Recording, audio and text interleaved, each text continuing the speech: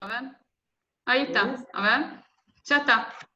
La estoy grabando yo. Gracias, Ron. Buen día, doctor. Hola. ¿Cómo le va? ¿Bien? Bien. Bueno, lo dejo con la clase con los alumnos. Ah, bueno.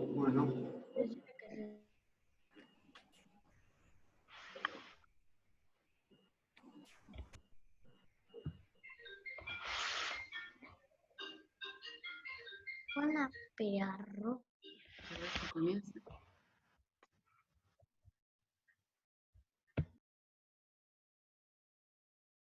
Buenos días, ¿qué tal? ¿Me escuchan? Bueno, vamos a charlar hoy de medio interno. Específicamente dentro de los problemas de medio interno, los relacionados con el metabolismo hidrosalino. Interesante este título porque fíjense que condensa dos aspectos, dos temas de los cuales van a servir los conceptos fundamentales para entender este problema, que si uno no lo razona fisiológicamente se pone bastante denso, pero si uno lo puede entender desde la fisiología, se hace amigable y muy operativo, no sé, muy útil para poder manejar a los pacientes y tratarlos. Hidrosalino. Agua y sal. Agua y sal. Sal entendida como cloruro de sodio. Entonces, la totalidad de los problemas con que vamos a encontrarnos con pacientes con alteraciones del metabolismo hidrosalino son problemas vinculados al metabolismo del agua o al metabolismo del sodio. Yo voy a desarrollar estos temas, pero sería muy útil que ustedes le den una repasada a en el libro de fisio, al metabolismo del agua y a la regulación del metabolismo del sodio. Bueno, ¿por qué esto es tan importante? Porque a través de estas regulaciones fisiológicas nosotros podemos regular o acercarnos al concepto de homeostasis. ¿Se acuerdan del concepto de homeostasis de Cannon? Que era esa capacidad que los seres vivos tenemos de mantener constante nuestro medio interno independientemente de las condiciones externas. O sea, logramos un equilibrio a través de sofisticados mecanismos de regulación para que nuestro medio interno se mantenga constante. Cuando hablamos del medio interno hablamos de del agua y de las concentraciones de diferentes electrolitos que están en nuestro organismo. Recuerden que el 60% de nuestro peso corporal magro, o sea, es agua, y que esta agua, el 60% de agua, es esencial para que se puedan realizar las reacciones bioquímicas y los procesos fisiológicos que hacen a la vida. Esto tiene una historia adaptativa, evolutiva de millones de años. ¿Sí? Que tiene un aspecto interesante. ¿Se acuerdan? Las primeras células, los primeros organismos vivos eran unicelulares, estaban en el mar y tomaban nutrientes a través de la membrana, pero luego la evolución fue llevando a estructuras pluricelulares, multicelulares, mucho más complejas. Entonces, algunos muy primitivos gusanos comenzaron a fagocitar pequeñas gotas de agua que quedaban en el interior de su organismo. Entonces, ahí comenzó el medio interno y comenzó la dependencia, la necesidad de tener agua en el interior del organismo para que las reacciones químicas fueran posibles. Mucho tiempo después salimos del mar, empezamos a vivir en un medio seco, la tierra, pero interesantemente seguimos conservando 60% de agua en nuestro cuerpo, y esta agua, a pesar de nuestra vida en un ambiente seco, entre comillas, sigue siendo indispensable para nuestra supervivencia. El otro punto intrigante es que esa agua de mar fagocitada por ese primitivo gusano y que hoy persiste dentro nuestro como nuestro medio interno, sigue teniendo hoy algunas características semejantes al agua de mar. Tiene cloro, tiene sodio, tiene agua, es salada, como es salada la sangre, el plasma, es salada el agua de mar. Entonces, nuestro problema actual, ya millones de años después de haber salido del mar, es no tanto cómo ingerir esta agua, que en general estamos, bueno, salvo situaciones patológicas o extremas, tenemos posibilidades de ingerirla con relativa facilidad. Nuestro problema es cómo conservar el agua para no deshidratarla, especialmente cuando enfrentamos situaciones climáticas, como por ejemplo sequías o caminar por el desierto, por un lugar donde hay poca agua. Entonces, nos hemos vuelto especialistas en conservar el agua. Para esto, esta capacidad de conservar el agua es esencial, para el metabolismo del agua, esencial al riñón. O sea, ahí se ha desarrollado un sofisticado sistema de reabsorción de agua y sodio, en el riñón, básicamente con el asa de Henle, los mecanismos de contracorriente y la capacidad que tenemos de tener un intersticio, una médula renal hipertónica, hiperosmolar, capaz de reabsorber agua en grandes cantidades si es necesario, según las necesidades, ¿no es cierto? Acuérdense ustedes, los 26 litros de filtrado glomerular que terminan finalmente siendo 1,5 litros de diuresis, de orina. Eso en condiciones normales nos muestra la tremenda capacidad de reabsorción de agua y sodio. Fíjense que cuando yo hablo de esto, hablo de reabsorción de agua y sodio. Sería más correcto si yo dijera de sodio y agua. ¿Por qué? Porque lo primero que se reabsorbe es el sodio.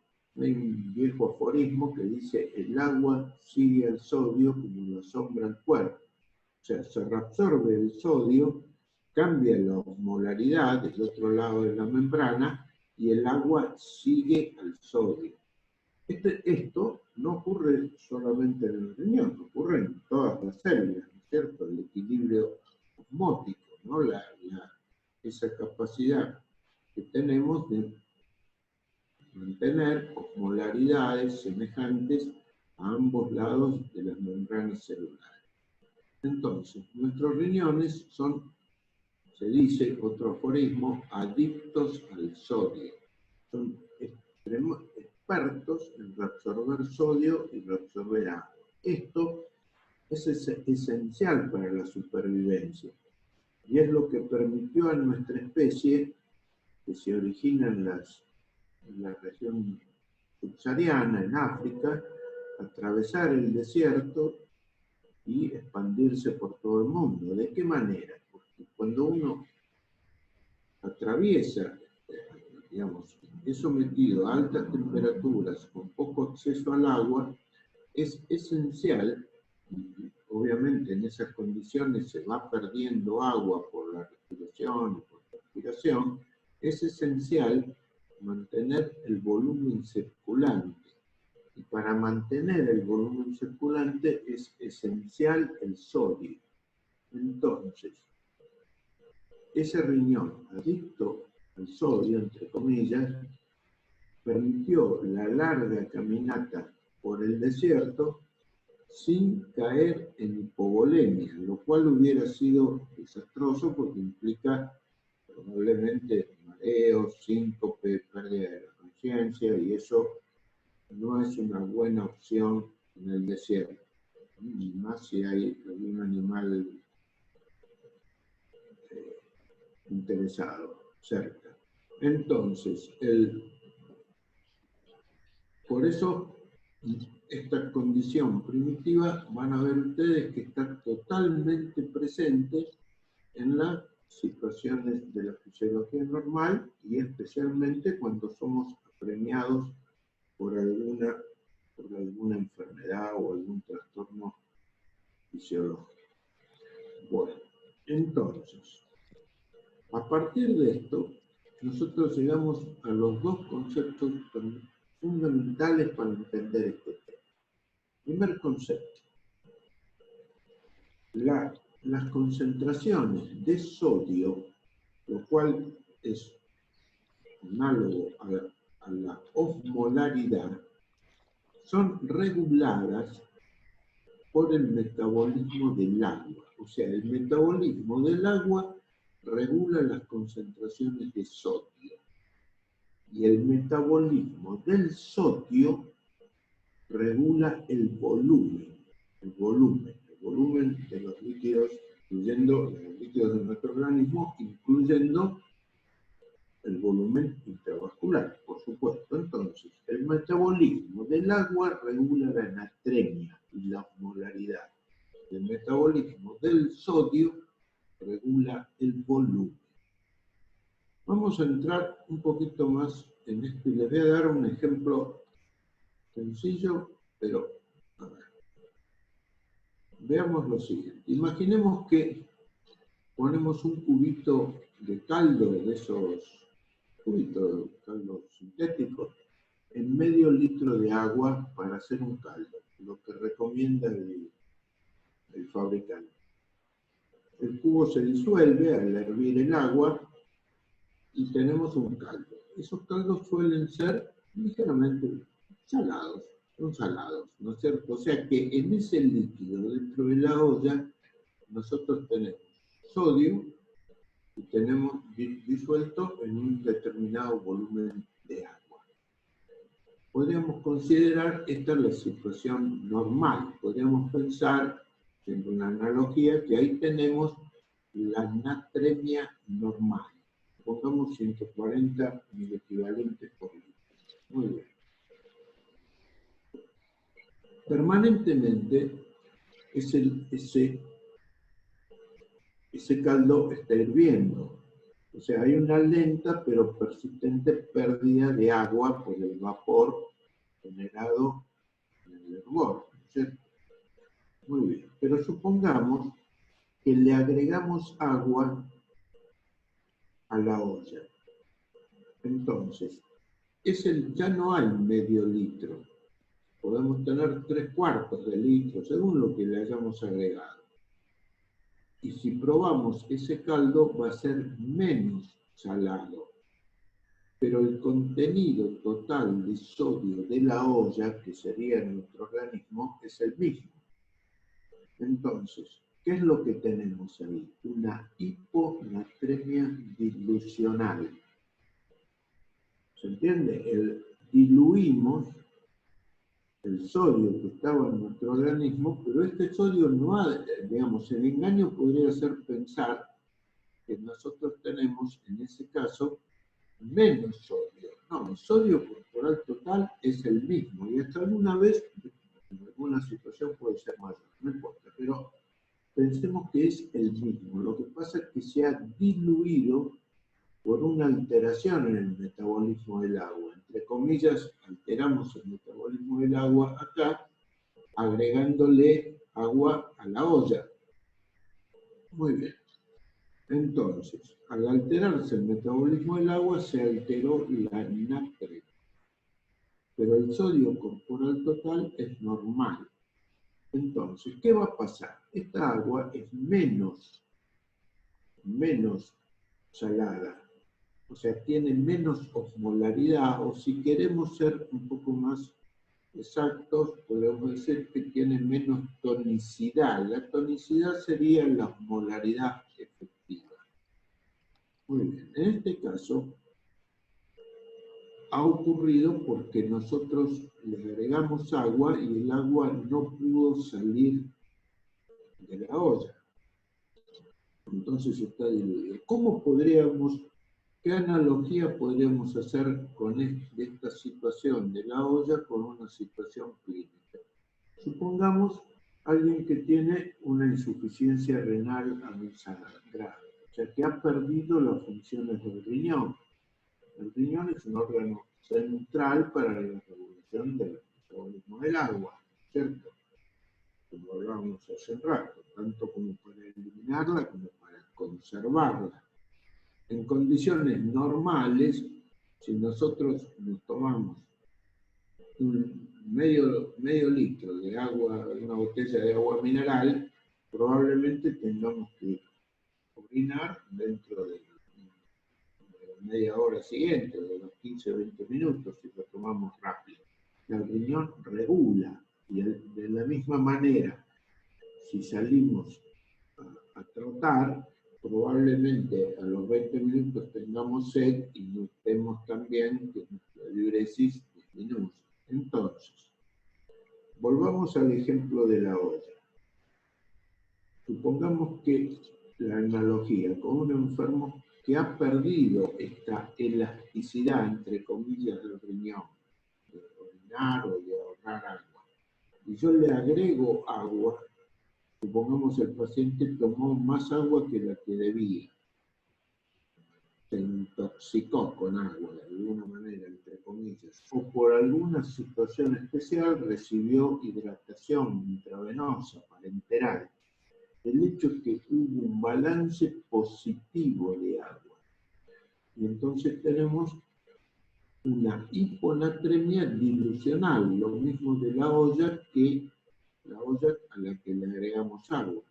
Saben que este mecanismo de hiponatremia dilucional es el responsable de 9 de cada 10 hiponatremias que ustedes vayan a encontrar, de disminución de la concentración de sodio. Obviamente, ¿qué consecuencias puede tener esto? Cuando el sodio plasmático disminuye la osmolaridad y la tonicidad o osmolaridad efectiva. Las consecuencias clínicas de esto son, dependen del grado de hiponatremia y de la velocidad con que este fenómeno ocurrió. Afortunadamente, la mayor parte de las veces las hiponatremias son asintomáticas, pero en algunos casos pueden tener manifestaciones especialmente de tipo neurológico. ¿Por qué? Porque al disminuir la osmolaridad del plasma, acuérdense que el agua pasa fácilmente a través de las membranas celulares, no así el sodio. Entonces, si yo tengo menos osmolaridad en la sangre, puedo tener pasaje de agua hacia el intracelular, para equiparar las osmolaridades a ambos lados de la membrana. Entonces, yo puedo tener edema celular. Y esto ocurre, es especialmente complicado cuando hay edema cerebral. Entonces, en algunos casos, afortunadamente los menos, cuando la hiponatremia es muy profunda o cuando se instaló muy rápidamente, puede haber edema cerebral y manifestaciones entonces neurológicas de la hiponatremia, que van desde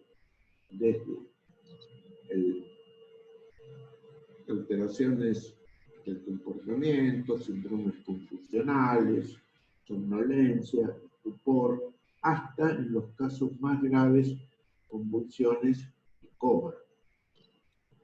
Estas situaciones, estas hiponatremias con expresión neurológica, son las más graves y son las que implican un tratamiento muy activo para corregir esta situación. Afortunadamente, la mayoría de las hiponatremias no tienen estas manifestaciones neurológicas. Y ustedes, ya con la analogía de la olla y el caldo, podríamos razonar hasta un tratamiento. Porque, ¿qué sería? Si ese caldo se está diluyendo demasiado, lo que yo tengo que hacer es disminuir el aporte de agua, no seguir echando agua o agregarle menos agua que la que se está evaporando lentamente. ¿Cuál sería la analogía en la biología de la evaporación? La pérdida permanente y obligada que tenemos de agua. Con cada respiración perdemos agua, por algo se empaña un vidrio, lentes, cuando expiramos,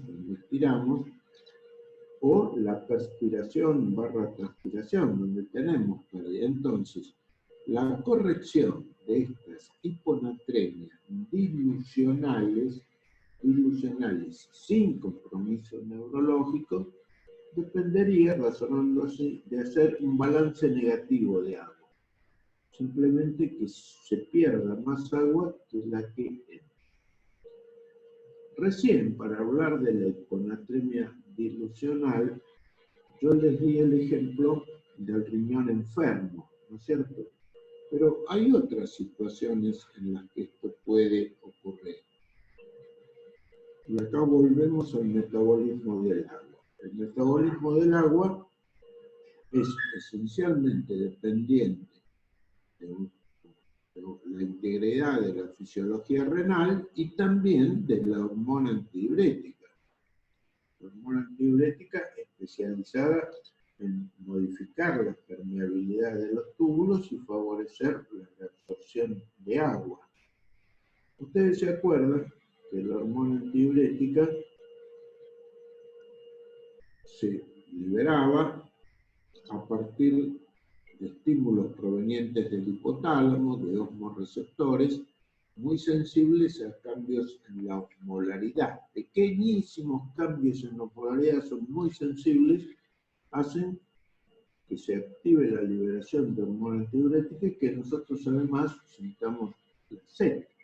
Es el ejemplo que les dije de salir a trotar, ¿no es cierto? A los 15-20 minutos empezás a tener sed, ¿no? Bueno, pequeños cambios en la osmolaridad hacen que se libere esta hormona antidiurética. Con lo cual empieza a disminuir la diuresis. Muy bien. Pero al mismo tiempo, la hormona antidiurética reabsorbe agua. Estamos reabsorbiendo agua. Muy bien. Ahora, la hormona antidiurética responde a los cambios de osmolaridad, pero seguramente ustedes se acuerdan de fisiología, que también responde a los cambios de presión arterial y de volumen. Solo que lo hace de manera más tardía. ¿Se acuerdan? Es un clásico gráfico de la fisiología donde la respuesta a los cambios de osmolaridad es casi instantánea y la respuesta a los cambios de volumen es más tardía, pero cuando se instala la respuesta a los cambios de volumen es más poderosa que la respuesta a los cambios de osmolaridad. O sea, si hay pérdida de volumen y alteraciones en la osmolaridad, la hormona, los osmorreceptores y el sistema de la antidiurética prioriza el volumen sobre la osmolaridad. Esto también es muy evolutivo. ¿Por qué? Porque los cambios de osmolaridad se arreglan fácilmente tomando agua cuando el caminante llega al oasis, pero los cambios de volumen son muy peligrosos porque te hacen colapsar, perder la conciencia, cae la presión, no hay perfusión cerebral y eso puede ser muy, muy riesgoso en un ambiente primitivo. Entonces, volviendo a esto, la hormona antidiurética responde, cuando somos receptores y la liberación de hormona antidiurética, a los cambios de volumen también. Entonces, ¿cuál es otro escenario sumamente frecuente? Probablemente el más frecuente en un ambiente hospitalario. Son pacientes que tienen inestabilidad hemodinámica por alguna causa, por problemas cardíacos, por infecciones, por sepsis, por traumas, por hemorragias. Bueno, hay inestabilidad hemodinámica, hay alteraciones de la perfusión y de la presión arterial. Esta situación genera una respuesta de la hormona antidiurética. Se libera la hormona antidiurética, pero ya no por un cambio de osmolaridad, sino por un cambio de perfusión y de volumen. Obviamente, además, se ha activado el sistema renina-angiotensina, que intenta absorber sodio para mantener el volumen. Pero sigamos con la hormona antidiurética. Se dice en la jerga, o así habitualmente decimos, tiene la ADH encendida, entre comillas. O sea, está hipotenso y para esa hipotensión, para corregir y tratar de superar la situación, activó la reabsorción de agua. Encendió la ADH. Ahora, ¿cuál es el mecanismo o la forma más habitual de intentar compensar a estos pacientes cuando tienen la presión baja? Una forma muy frecuente, y muy bien que así sea, ¿no? Es darles soluciones intravenosas, o sea, agua y sal por goteo rápido intravenoso. Eso se le dice expansión, expandir a un enfermo. Se trata de aumentar su volemia, su volumen intravascular, para que aumente la presión y aumente el volumen minuto. Bueno, entonces yo le estoy dando líquidos intravenosos a un paciente que tiene la ADH encendida, que no orina. Lo estoy expandiendo. Muy bien. Entonces, esto significa que estoy diluyendo su sodio corporal. Como que le estoy agregando agua a la olla con el caldito. Pero su sodio corporal está normal o hasta podría estar un poco aumentado, porque se activó la aldosterona también.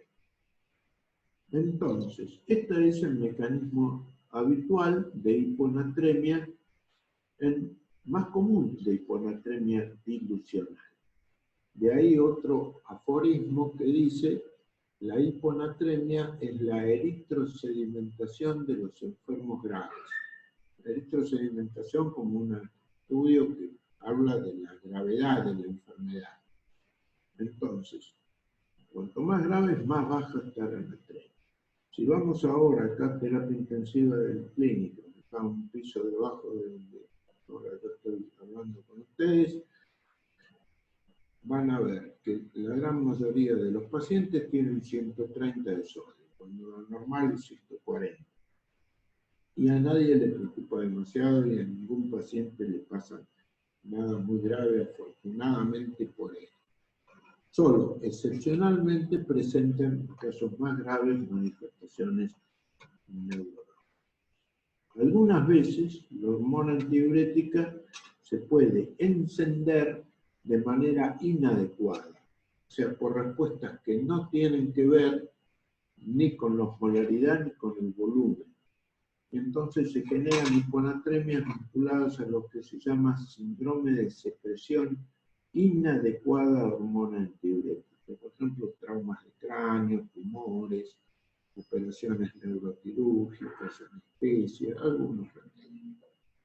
Ahora, para terminar con el ejemplo de la olla, si yo dejo que sigue hirviendo el caldo, no le agrego nada y sigue la lenta pérdida por vapor de ese caldo, cada vez el caldo va a ser más salado. ¿Pero por qué? Porque hay menos agua que está para disolver la misma cantidad de sal que tenía el cubito. ¿Entiendes? Entonces, esto es hipernatremia. Hipernatremia. La hipernatremia es más fácil. La única causa de hipernatremia es la deshidratación. Esto es como alguien que transpira y no toma agua. El sodio plasmático aumenta. La tonicidad, la osmolaridad aumenta y las neuronas se deshidratan. Esa vieja costumbre de algunos chicos, no sé si sigue ahora, de echarle sal gruesa a una gata peluda o una babosa y decir un poquito de la bondad infantil, digamos. Pero bueno, el llevarle eso y la babosa, sometida a una alta osmolaridad, se deshidrata. Lo mismo le pasa a las neuronas. Las neuronas se deshidratan y también ahí tenemos manifestaciones neurológicas parecidas a las de la hiponatremia, también alteraciones de la conciencia, puede llegar a convulsiones, puede llegar a comas, tipo, bueno, una secuencia, pero de alteraciones neurológicas. Acuérdense que las variaciones del sodio de la natremia afectan al cerebro, así como las variaciones de la calemia del potasio afectan sobre todo al corazón. Bueno, estos son los conceptos fundamentales de este tema. Y si entiendo, si hay interés, podemos hacer una reunión la semana próxima para que ustedes ahí me hagan preguntas sobre este tema. Las dudas y podamos intentar a través de esta tecnología dialogar y transformar esto en algo un poco más funcional para el aprendizaje de ustedes. Bueno, les mando un saludo y nos vemos próximamente. Gracias, doctor. Doctor, ¿está ahí en línea? Doctor, ¿me escucha?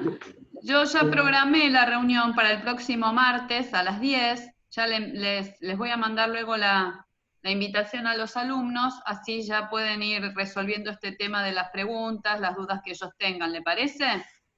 Sí, aclararles que preparen las preguntas, las inquietudes que les quedaron sin resolver para dialogarlas conmigo.